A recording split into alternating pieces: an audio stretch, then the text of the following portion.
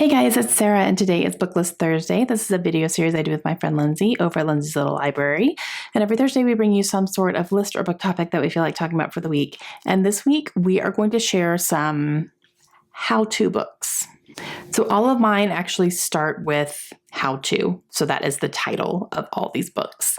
And the first one is going to be How to Make Love Like a Porn Star by Jenna Jameson. I read this one a couple of years ago, actually. I ended up DNFing it. I did not read the entire thing because it's a brick. It's this big. It's her autobiography. And I really enjoyed probably the first half of it because she was telling her story about growing up and things she was going through and how she got into the industry and all the things. That was really interesting to me.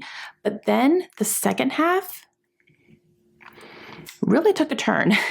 And it almost turned into like a fever dream, I felt like, and I couldn't follow it. I had a really, really hard time following what was happening and like who she was with and like all these things. And I was like, I think I'm good.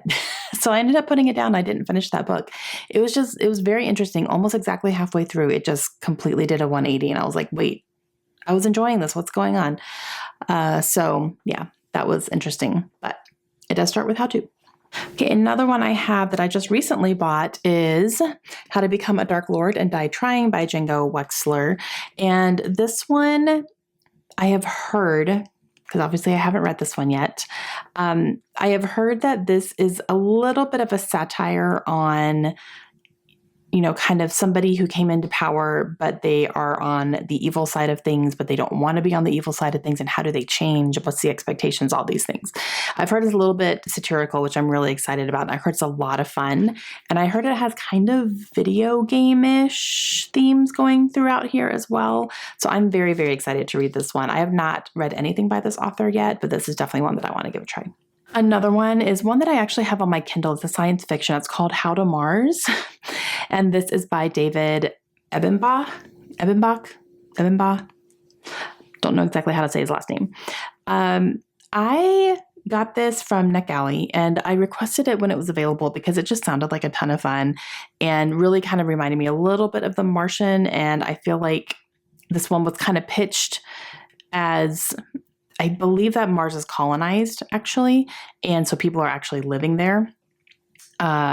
And it just kind of goes from there. But I have heard, it definitely gives some Martian vibes on that one, and including with the humor and things that are weaved in.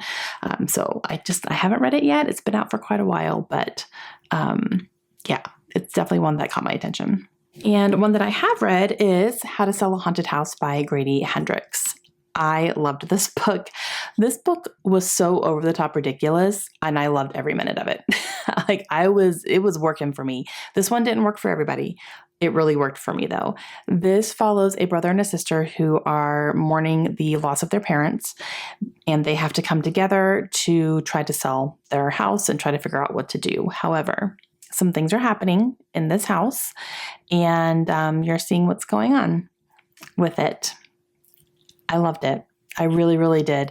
It was a good time. It was fast paced. It was funny.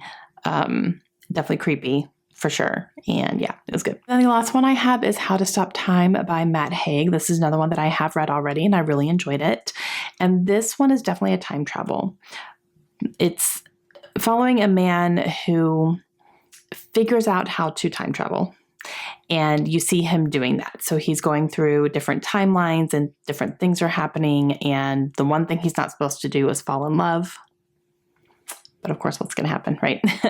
I remember this one being good. I don't remember a whole lot of the details of it, to be honest. It's been a while since I've read it.